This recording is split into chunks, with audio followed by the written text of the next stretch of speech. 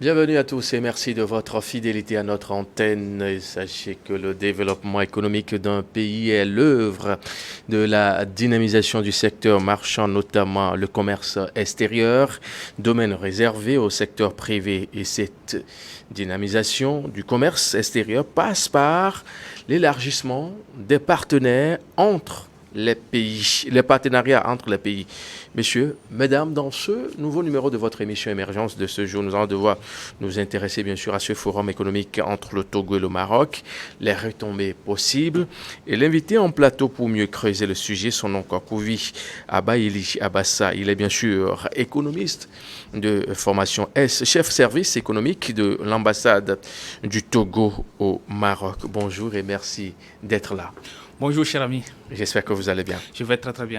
Le Togo et le Maroc ont organisé un webinaire d'affaires le 21 mars dernier. Et cette rencontre dénommée Doing Business with Togo vise quel objectif concrètement? L'objectif de ce forum, c'est de présenter les opportunités d'affaires du Togo aux Marocains, d'après le document officiel publié, et aussi booster le lien de coopération, de commerce entre le Togo et le Maroc. Les opportunités d'affaires, c'est de permettre aux Marocains, surtout les investisseurs, Oui. les hommes d'affaires, à comprendre un peu le mécanisme, comment fonctionne le secteur privé togolais, les opportunités d'investissement qu'offre le Togo et les inviter à venir investir au Togo. Les invités à venir investir au Togo. Alors, quelle est la relation entre le Togo et le Maroc? Je peux vous dire tout de suite que la relation entre le Togo et le Maroc est au beau-fils. Ah oui? Très bonne, oui, une très bonne relation. Très bonne relation, que ce soit sur le plan diplomatique, politique, ou coopération militaire, ou comme on appelle, scientifique et culturelle. Il y a une très bonne relation entre le Togo et le Maroc. Une très bonne relation entre le Togo et le Maroc, oui. Mais il y a une question qui taraude en même temps les esprits. On se demande à quand remonte bien sûr cette collaboration, cette coopération des deux pays. Oui, cette relation est très très historique. Il y a très longtemps, mais d'une façon officielle, le 8 avril 1984, il y a un accord de coopération scientifique qui a été signé entre le Togo et le Maroc. Et il y a au même jour un autre accord dans le domaine de commerce et de l'économie qui a été signé entre le Togo et le Maroc. L'accord a été signé à Casablanca, bien sûr, au Maroc.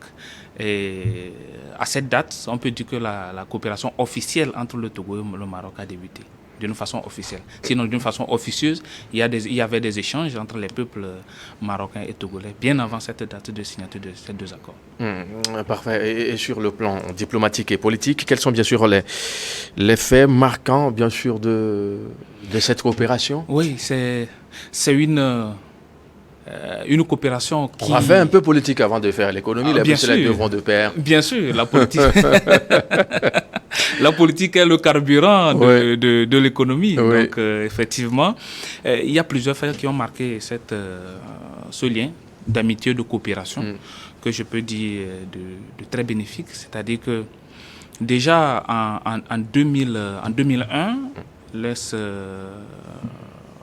feu général Gnassingbé Yadema avait fait un déplacement officiel au Maroc. Ce déplacement a permis de relancer beaucoup plus la cohésion entre le Togo et le Maroc. C'est un déplacement politique, mais beaucoup plus, comme on appelle, avec des retombées économiques. Oui. Et par après, le chef de l'État actuel a fait une visite en 2007, notamment en juin 2007 au Maroc. Une visite officieuse, mais qui a donné, comme on appelle, des retombées économiques aussi. On va revenir sur tout ça.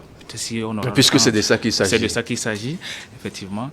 Et par après, en 2010, lors d'un forum international organisé au niveau du Maroc, il s'est déplacé encore sur le terrain. Et lors des échanges entre les deux chefs d'État, notamment son Excellence, M. Faure Essozdina Gnassingbé et Sa Majesté le roi Mohamed VI, ils se sont convenus d'ouverture d'un consulat, premièrement, un consulat honoraire du Togo à Casablanca, puisque c'est le pôle économique du Maroc.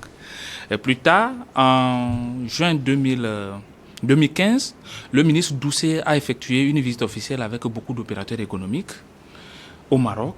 Cette visite qui a pris assez de temps, c'est-à-dire ils ont passé des jours là-bas avec la Chambre de commerce du Togo et les hommes d'affaires marocains, ils ont échangé. Et lors des discussions, ils se sont conclus qu'ils vont installer désormais une ambassade du Togo à Rabat. Cette ambassade du Togo à Rabat, si vous vous souvenez bien, nous avions une ambassade du Togo à Tripoli, En Libye. en Libye.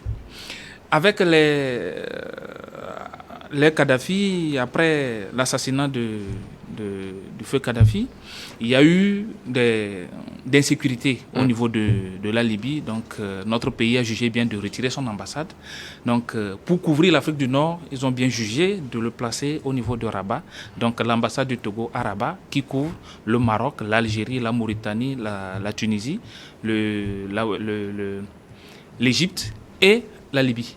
Donc tous les pays de l'Afrique du Nord. C'est un point très important à marquer. Et pour continuer, en 2016, le chef de l'État même a fait un autre déplacement au Maroc,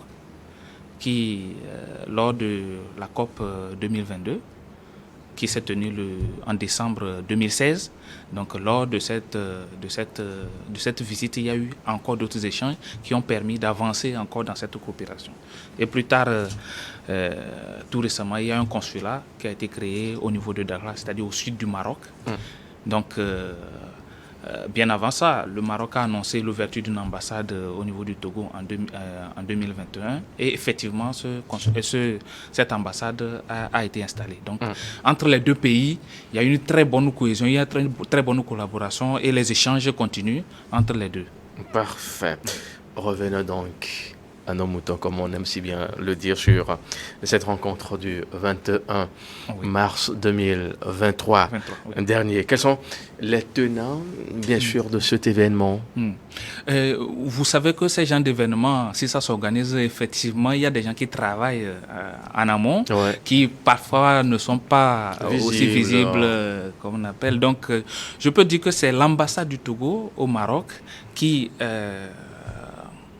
a été la clé de l'ouverture de cette porte entre les opérateurs économiques des deux pays qui s'est matérialisé par cet événement. Mais bien avant ça, le 20 mars 2017, il y avait un forum économique dénommé toujours Do Business with Togo qui s'est tenu à Casablanca, qui a connu la participation, par exemple, de la Chambre de commerce du Togo. La Chambre de commerce du Togo s'est déplacée au Maroc. Actuellement, c'était dirigé par M. Meba. Germain Meba. Il y avait aussi la participation du conseiller économique à la présidence, M. Sodokin. Qui avait participé, Kofi Sodokin, qui avait participé à ce même événement. En plus, un représentant de l'OTR. Donc, toute cette équipe a rencontré les hommes d'affaires marocains pour les expliquer, pour les exposer les opportunités d'investissement au Togo. Et là, c'est la suite de cet événement qui a eu lieu à Casablanca, qui devait normalement se tenir dans la même année au niveau du Togo, qui vient de se dérouler parce qu'il y a eu du retard dans le calendrier compte tenu de plusieurs paramètres que nous ne maîtrisons pas. Parfait. Alors, quel regard portez-vous sur cette coopération économique entre ces deux pays, le Togo et le Maroc? Oui, le Togo et le Maroc, vraiment, il y a une très bonne coopération, comme on l'a dit sur le plan politique, mais aussi économique. Il y a une très bonne coopération entre les deux pays, notamment les hommes d'affaires marocains qui sont toujours à nos portes pour voir les opportunités d'investissement chez nous. Eux-mêmes, ils se déplacent. Mais aussi le Togo, quelques hommes d'affaires togolais qui investissent, comme on appelle, sur le marché marocain. Mais il faut reconnaître d'emblée que cette coopération est un peu déséquilibrée. D'autant plus que le Maroc exporte beaucoup de produits vers le Togo, comme par exemple les engrais, les fertilisants,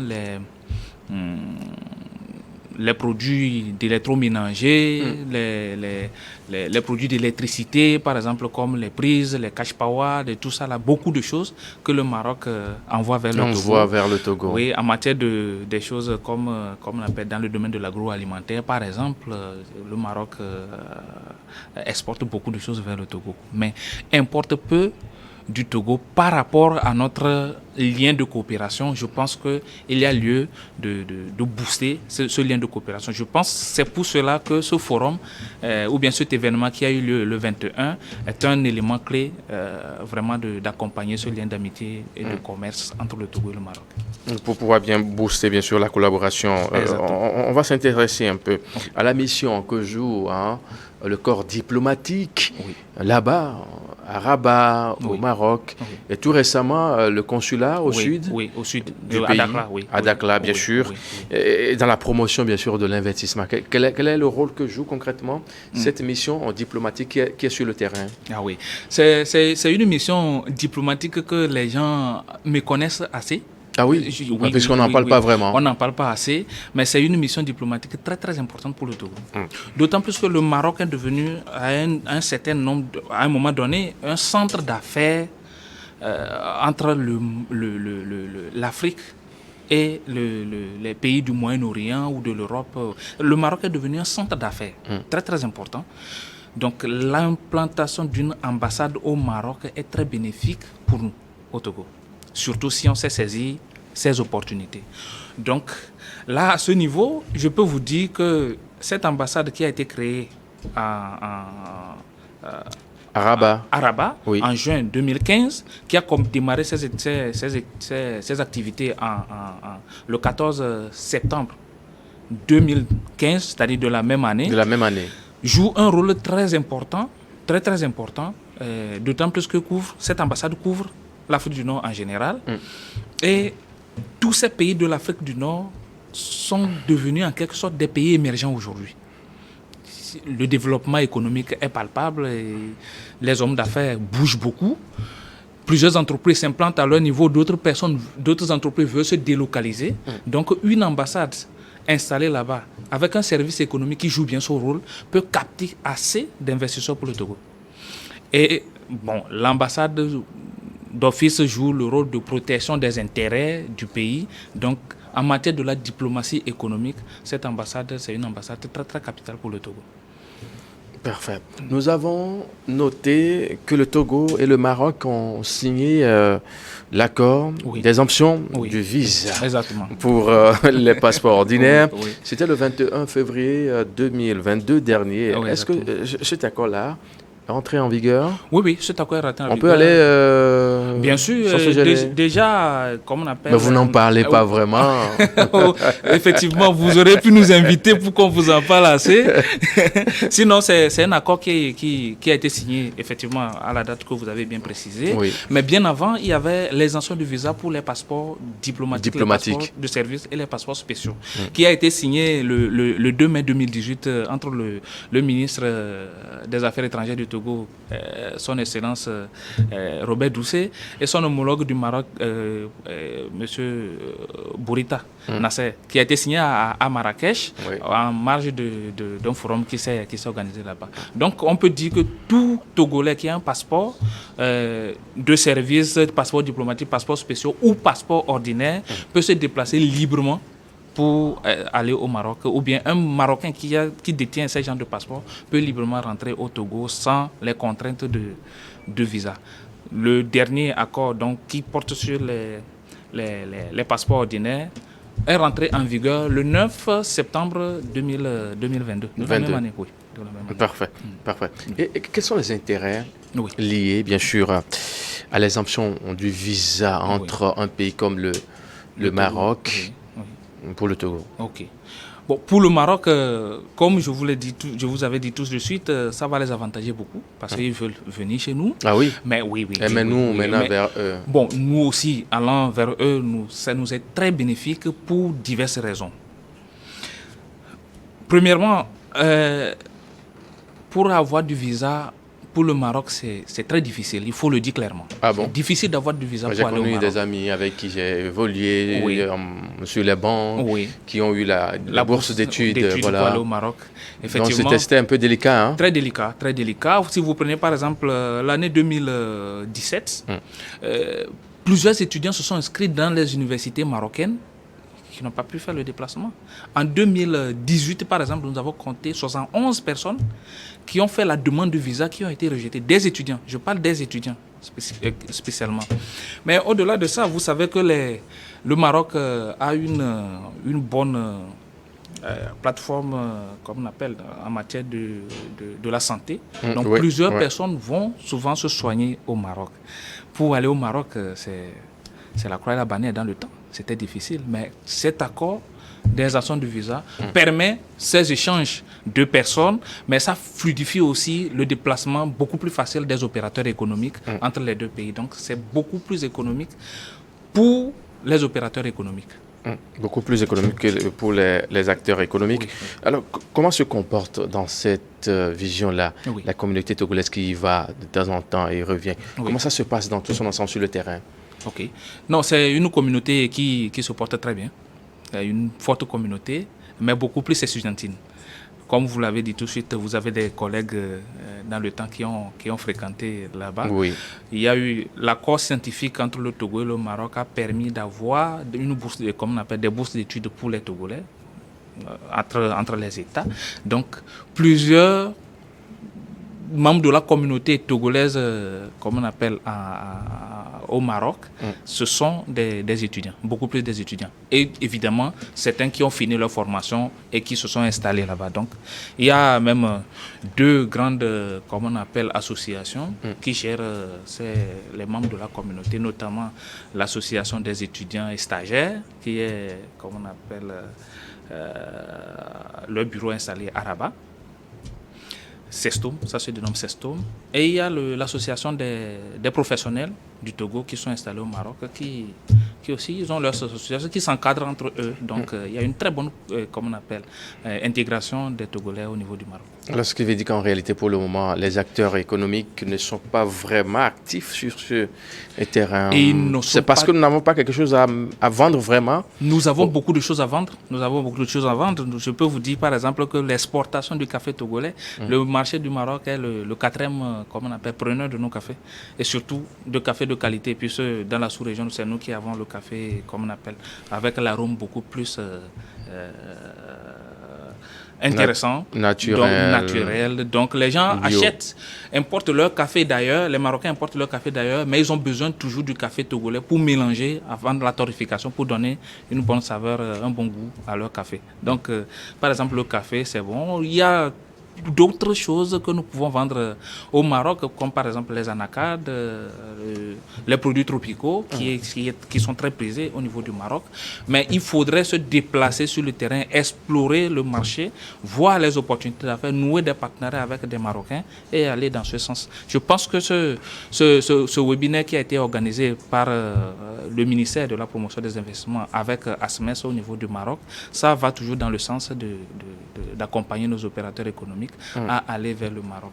J'aurais aimé que ce forum soit beaucoup plus communiqué au niveau du Togo pour qu'il y ait une suite de ces genres de forums, de ces genres d'événements pour essayer d'ouvrir un peu les yeux à nos opérateurs économiques sur le marché marocain et surtout presque tous les pays de l'Afrique du Nord et même les pays du Golfe. Et qu'est-ce qu'ils nous ont proposé, ces Marocains-là, à travers le webinaire? Oui. Qu'est-ce qu'il en est concrètement? Qu'est-ce qu'ils ont proposé? D'après ce que moi j'ai pu capter de ce forum, c'est qu'ils vont s'apprêter, venir, comme on appelle, l'ASMES, c'est-à-dire que les associations, les opérateurs économiques membres de l'ASMES vont organiser une mission prochaine au Togo pour venir mieux explorer le marché togolais et voir quelles sont les opportunités qu'ils peuvent saisir. Et je peux vous assurer qu'ils sont très très actifs. Quand l'opérateur économique marocain sent quelque chose quelque part, il demande parfois même l'accompagnement de l'État, du Royaume du Maroc, qui les accompagne, c'est-à-dire les portes sont toujours ouvertes pour eux. Partout où ils arrivent, ils s'en sortent très bien. Quel intérêt le Togo peut tirer d'une bonne coopération entre ces pays de l'Afrique du Nord, puisque vous l'avez dit, que c'est l'ambassade implantée à Rabat qui gère tout ce qu'il y a au nord là-bas. Quel intérêt l'on peut tirer? Beaucoup d'intérêt. Par exemple, la mobilisation des investisseurs directs étrangers, c'est toujours bénéfique pour le pays parce que ce sont des devises qui rentrent. Donc ça renfloue la caisse de devises de l'État.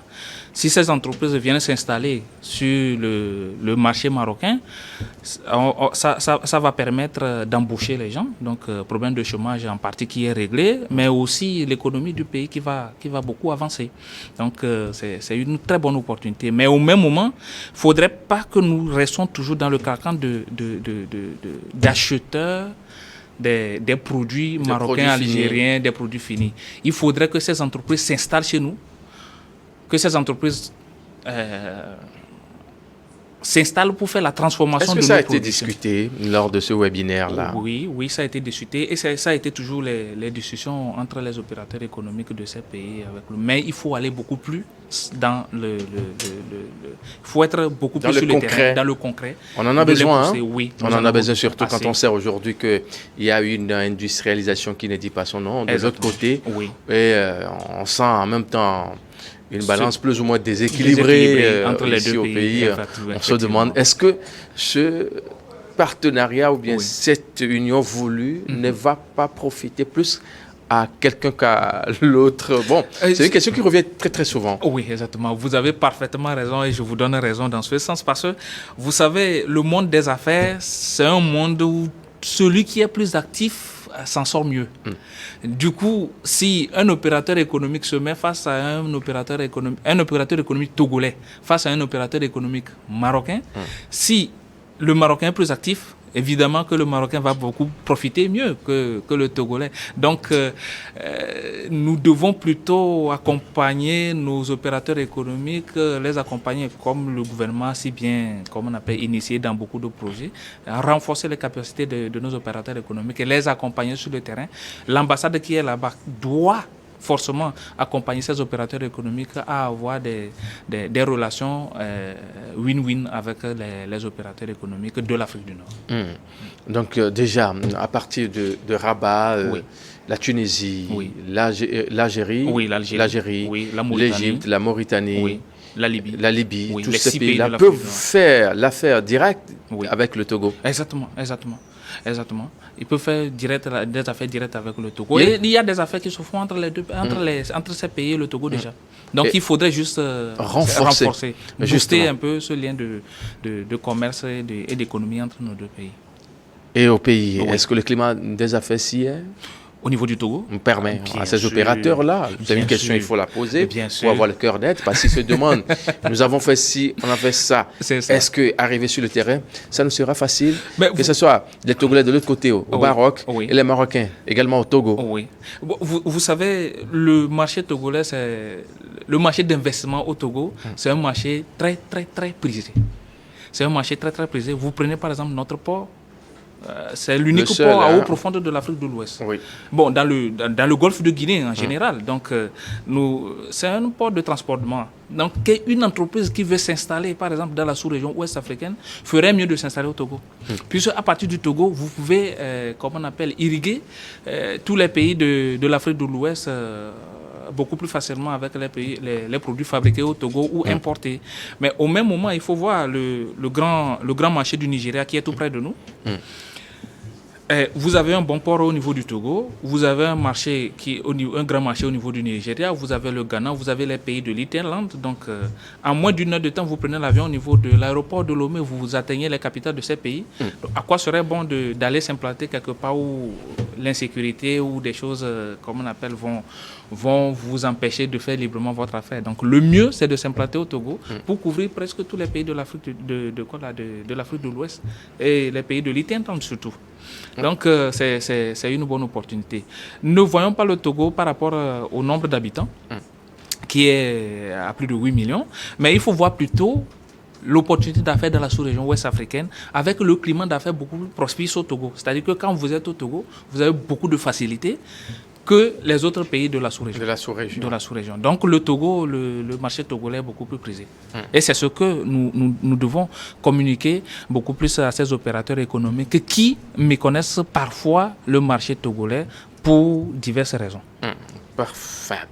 On va aborder notre point, puisqu'on parle bien sûr de la sous-région ouest africaine par rapport au positionnement du Togo, qui a le port, le seul, à avoir ce port en eau profonde, naturelle, bien sûr. Pas 16%, 16 comme on appelle de tirant, donc c'est 16 mètres de tirant, donc c'est beaucoup. Oui, c'est beaucoup.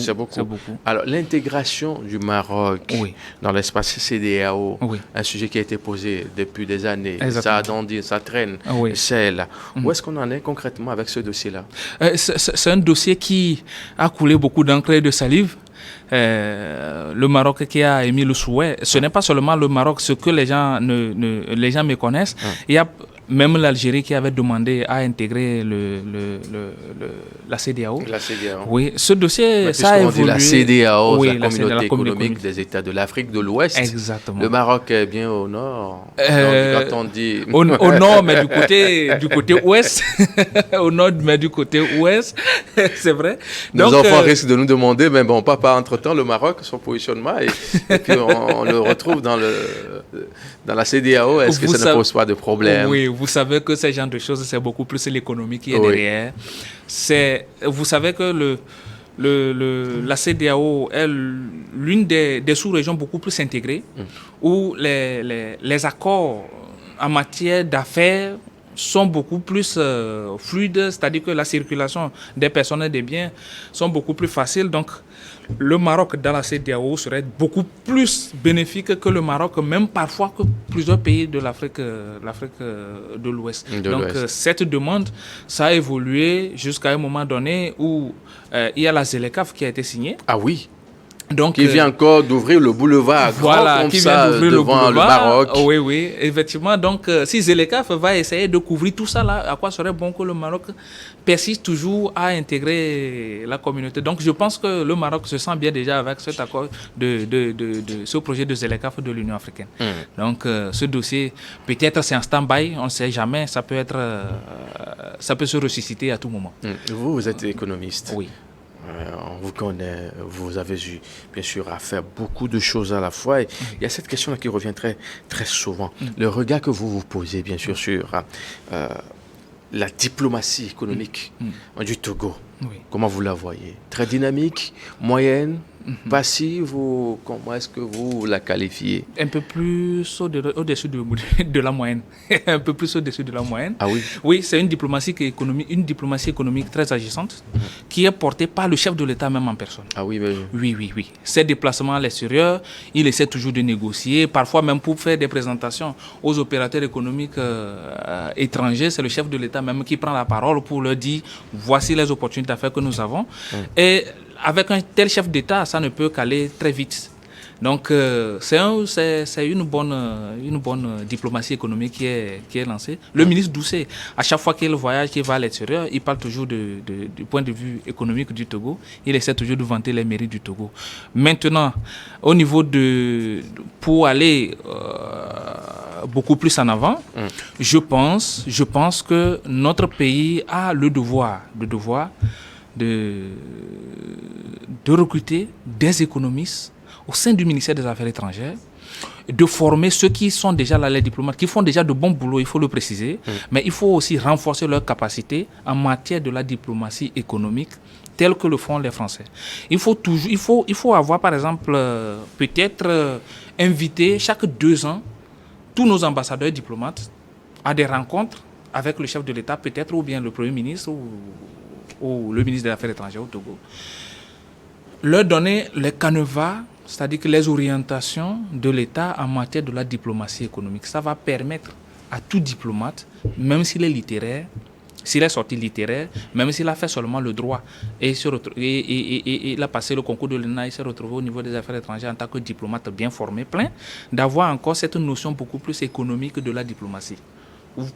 Certains pays que nous disons aujourd'hui qui sont trop agissants sur la scène internationale ou qui sont beaucoup plus présents dans nos économies, c'est le rôle du diplomate et c'est-à-dire le diplomate, en tant que diplomate du ministère des Affaires étrangères, mais aussi d'autres personnes qui agissent dans la diplomatie par des canaux beaucoup plus, comment on appelle, parallèles à la diplomatie formelle. Et c'est ça qui est la diplomatie économique. Aller chercher les opérateurs économiques, aller dénicher d'autres marchés, voir là où il faut investir beaucoup plus, accompagner nos opérateurs économiques à exporter.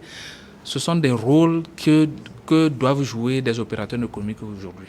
Ça ne devait plus être des gens seulement qui savent rédiger des notes verbales. Des notes diplomatiques. Oui, des notes diplomatiques ou qui savent seulement porter cravate. Mais il faut qu'on aille, par exemple, comme les Chinois ou les Français, qui sont dans toutes les sauces, qui sont dans toutes les maisons, un peu partout, pour essayer de veiller à la concurrentielle et surtout une veille économique bien développée, voir les opportunités d'affaires d'ailleurs et essayer de les capter. C'est le rôle que doit jouer un diplomate désormais.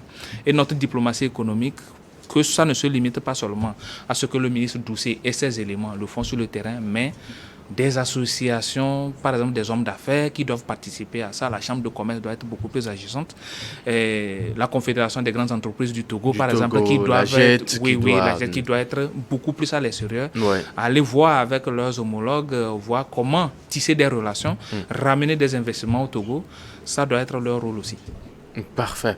Je vous pose la question parce que vous êtes bien sûr économiste, spécialiste de l'évaluation des politiques publiques, économiste et évaluateur des politiques publiques, spécialiste de... Vous faites beaucoup de choses à la fois, spécialiste de la région MENA également, Middle East and North Africa. Et on vous connaît, que vous connaissiez dans ce domaine et vous en sortez très très bien. C'est pourquoi je pose la question. À part tous ces points-là que vous avez énumérés, y a-t-il d'autres qu'on aurait peut-être oublié pour pouvoir permettre quand même aux uns aux autres d'avoir une diplomatie économique très agissante hors du pays. Aujourd'hui, on sait que Robert Doucet, le patron de la diplomatie togolaise, très actif. On se demande même si le monsieur là, il dort. Moi, on se pose toujours les mêmes questions. S'il dort. Il court beaucoup. Est-ce qu'on a la chance de le voir à la maison? C'est la question que je me pose souvent. Qui est un peu partout à la fois. Mais quand il part, il faut qu'on ait des gens qui sont là pour vanter les mérites du Togo. Le port autonome, le phosphate du Togo, notre terre qui est bien sûr une terre arable pour l'agriculture. On peut faire beaucoup de choses à la fois. Est-ce qu'on ne peut pas mettre quand même des mécanismes en place pour pouvoir permettre aux uns aux autres quand même de se retrouver quand on sort comme ça, on vante les mérites pour avoir des opérateurs économiques qu'il faut? C'est un écosystème qu'on doit développer. Qui qui finalement doit le faire? C'est-à-dire que tout Togolais. Vous êtes là, vous faites partie des gens. Vous pouvez proposer. Je peux créer par exemple mon propre cabinet peut-être pour accompagner ça d'une façon beaucoup plus désintéressée dans le secteur privé, mais aussi au niveau du gouvernement. C'est vrai, ce sont des domaines qui peuvent être explorés par le gouvernement même. Avoir par exemple, vous savez, ce projet du Haut Conseil des Togolais de l'extérieur, par exemple, c'est un bon projet. Ils sont là? Oui, ils sont là. Ils travaillent? Ils travaillent. C'est qui? Monsieur Azilan, non? Oui, monsieur Azilan était le directeur de maintenant, il n'est plus là-bas. Actuellement, c'est une autre personne. Le monsieur qui était au protocole, c'est lui qui l'a remplacé. Il y a monsieur Raji qui coordonne la maison de la diaspora. La maison de la diaspora. Oui, on peut passer par c'est au Conseil des Togolais de l'extérieur pour essayer de booster un peu. Bon, maintenant, au Conseil de l'Intérieur, on peut peut-être revenir là-dessus plus tard. Maintenant, il y a aussi d'autres associations, par exemple les colonies togolaises au niveau de l'extérieur, les associations des Togolais, par exemple, résidant au Maroc, que ce soit en Mauritanie, en France, au Canada, aux États-Unis. On doit normalement passer par ces associations pour essayer d'élargir un peu, de donner beaucoup plus une bonne image au niveau du Togo. On doit compter beaucoup sur la diaspora. On doit compter beaucoup plus sur la diaspora dans ce cas d'espèce et comment faire pour amener tout le monde dans la même vision au niveau de la diaspora. Peut-être c'est ça que l'on doit réfléchir parce que ce n'est tous ceux qui sont au niveau de la diaspora. Il y a des gens qui effectivement sont des exilés, ils ne seront pas forcément d'accord avec vous-même si vous faites du bien. Il y en aura par exemple d'autres qui sont des opposants nés avant d'aller à l'extérieur ou bien pour d'autres raisons, les ont amenés à être, par exemple, contre le gouvernement en place. Donc, tout ce que le gouvernement fait, peut-être qu'ils vont essayer de mettre un peu du sable dans la tchéquée. Ces gens de personnes essayons, par exemple, de les ramener à la raison de... Et, par exemple, votre chaîne, c'est une chaîne qui fait de beaux boulot pour toute l'Afrique.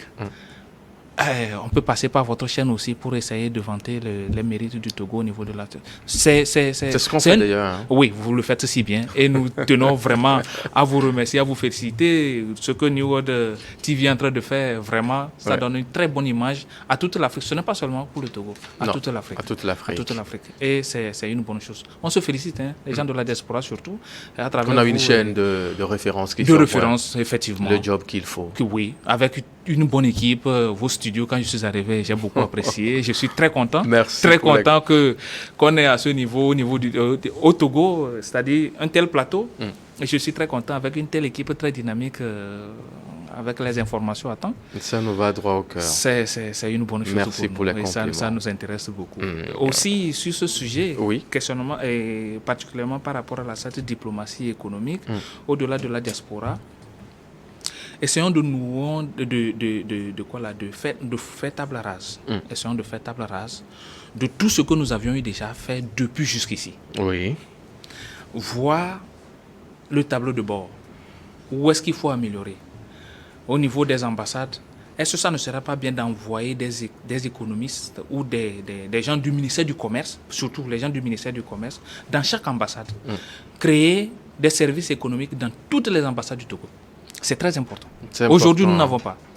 Nous n'avons pas. C'est vrai qu'au niveau de Genève, ils ont envoyé quelqu'un du ministère du Commerce qui a un service là-bas qui gère le côté commercial, beaucoup plus dans la prospection et des propositions, des choses que nous pouvons faire avec les pays que l'ambassade couvre là-bas. Mais dans toutes les ambassades, il faudrait avoir quelqu'un du ministère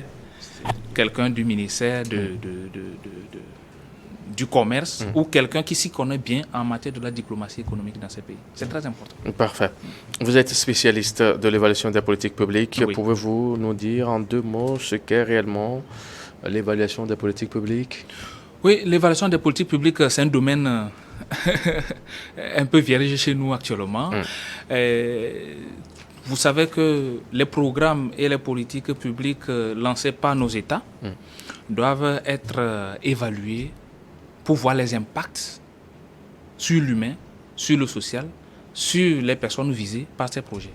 Donc l'évaluateur des politiques publiques vient porter son regard avec des données spécifiques, des données scientifiques, des données statistiques pour prouver que tel projet a tel impact sur telle population, tel projet a donné des impacts négatifs, tel projet n'a pas de portée positive. Donc soit réorienter par exemple le programme ou le projet, ou bien arrêter le projet pour ne pas gaspiller de l'argent inutilement. On ne peut pas par exemple aller construire une école dans une ferme où il y a 3-4 personnes. Ou bien par exemple nous avions déjà une école dans une ferme par exemple, dans un village par exemple où les gens ont déserté le village, l'immeuble là-bas, personne ne l'utilise. L'évaluateur des politiques publiques, quand il évalue l'impact de ces projets, par exemple, il peut vous dire, par exemple, c'est-à-dire que cet immeuble, on peut l'utiliser autrement au bénéfice de la population, même ça ne sert plus pour l'école, ça peut servir pour autre chose. Donc c'est ça le rôle d'un évaluateur des politiques publiques. Il porte son regard scientifique, beaucoup plus statistique sur les projets et essaie de dire, comment on appelle, au gouvernement ou celui qui a financé le projet. Comment orienter la politique soit on peut réorienter, ou bien on peut dire qu'il faut continuer dans ce sens, ou bien il faut arrêter carrément ces projets. C'est le rôle de et s'il faut le faire au Togo? Oui, ça peut se faire. Ouais. Ça se fait d'une manière ou d'une autre par les organisations internationales, par exemple, qui nous financent. Vous ne pouvez pas prendre, par exemple, l'agent de MCA, les écouter à un moment donné sans être évalués. Ils vont évaluer les projets. Le PNUD aujourd'hui évalue. Presque toutes les organisations internationales font des évaluations, mais d'une façon, c'est-à-dire qu'on évalue le fait qu'il y a certaines choses à revoir. Peut-être qu'on peut revenir là-dessus après. On ne fait pas l'évaluation d'impact. On aura carrément une émission sur ça. Hein? Oui, si vous voulez, je suis disponible. Oui. Ils ne font pas l'évaluation d'impact pour le moment au Togo, l'évaluation de performance dans presque tous les pays d'Afrique. Sauf par exemple le Maroc qui a mis dans la concession l'évaluation des politiques publiques. Donc eux, ils ont commencé très tôt. Ils font l'évaluation des politiques publiques pur et dur dans la plupart de leurs projets d'investissement. C'est pour cela que vous verrez par exemple que l'argent du Maroc, si c'est injecté dans un projet ou dans un programme, à un moment donné, c'est l'Assemblée, une commission de l'Assemblée qui vous invite, qui vous demande, comment on appelle, les impacts de ces projets. Il y a une commission spécialement qui s'occupe de l'évaluation des politiques publiques. Par exemple, ça a donné des résultats positifs à leur niveau. Et dans d'autres pays, évidemment. Il faut peut-être qu'on ait, bien sûr, cette commission également au niveau de notre Assemblée, hein, parce qu'on a vu très important. Certains projets qui n'ont pas vraiment d'impact au niveau des populations. On se demande à quoi cela a servi concrètement. Voilà. On ne peut pas, par exemple, dire que parce que la population nous a remonté des informations par leur bouche, que nous sommes contents par rapport à ce que vous avez réalisé, que vous allez dire que le projet a un impact positif. Non, ça, c'est ce que la personne veut vous faire comprendre. Maintenant, le scientifique, lui, il questionne d'une façon scientifique, avec beaucoup plus d'éléments statistiques, pour dire, est-ce que cette personne qui vous dit que le projet m'est bénéfique, est-ce que ça lui est vraiment bénéfique? Donc, ce sont des choses, vraiment, on peut revenir là-dessus. Au Togo, je pense qu'il faut créer carrément une direction ou bien une institution rattaché peut-être par exemple à la primature ou à la présidence, qui va s'occuper spécialement des questions de l'évaluation des politiques publiques. Avoir une commission à l'Assemblée nationale, par exemple, ce sont des choses qui vont beaucoup nous aider. Parfait. Vous êtes bien sûr Kokouvi Abayili Abassa, exactement, économiste et chef service économique de l'ambassade du Togo près le Maroc. On va se séparer, mais en 30 secondes, vous êtes aussi un homme politique. Oui. Si je ne me trompe pas. Oui, effectivement. Comment va Uni Maghreb? Uni Maghreb se porte très bien. C'est vrai. Covid nous a un peu freiné par rapport à nos activités, mais Uni Maghreb se porte très très très bien à l'image de Uni Mère au Togo. Donc c'est toujours le même prolongement des activités qui se font là-bas, un peu partout. Parfait. Merci d'être passé. Merci à vous. Prenez grand soin de vous. Merci infiniment. Messieurs, mesdames, merci pour votre fidélité. On se donne rendez-vous très prochainement pour un autre point. C'est bon? C'est bon. J'espère que je n'ai pas gaffé. Non.